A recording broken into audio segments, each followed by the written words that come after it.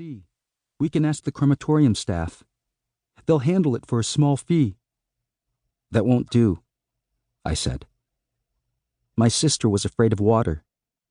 She couldn't swim. Honda and my sister had taught at the same cram school. It was he who had arranged my accommodations. "It's sparsely furnished, but cheap and livable," he had said. A completely accurate description. A queen-sized bed, a small television, a wardrobe, and a dressing table with matching chair. That was all. The furniture was dated but functional. Relatively clean, the room had an ensuite bathroom and a slightly musty odor. I placed the urn on the dressing table and looked at my watch. It was 2:30, so I had an hour to make my way to the police station. I took off my suit and left it hanging over the back of the chair. I needed to shower, to wash away the smell of the funeral incense. Sliding the bathroom door, I glanced at the dressing table. The urn stood there, silently. I arrived at the police station to find a lone young officer manning the counter. I was the only visitor. When I gave the man my name, he stood to open the office door. "Follow me," he said, and I did, surprised he would leave the counter unattended. The officer led me down a cramped corridor and gestured for me to enter the room on the right.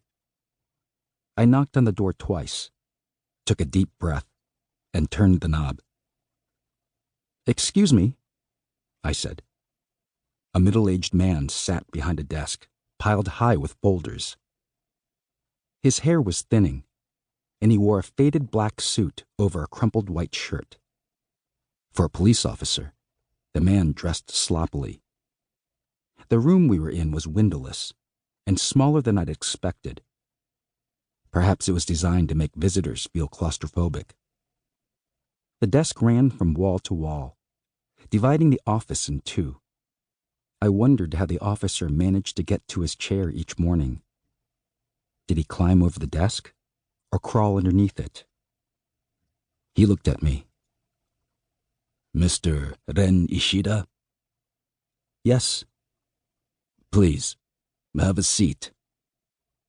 He motioned to the two empty chairs in front of the desk. "I'm sorry for what happened to Miss Keiko Ishida. This must be a difficult time for you and your family." He shifted the folders over to one side and handed me his business card. "I'm in charge of Miss Ishida's case. You can call me Oda." I nodded and read the card. Hidetoshi Oda, Senior Detective. "Mr. Ishida, I need you to tell me as much information as you can." He took out a tape recorder. "May we proceed?" "Yes."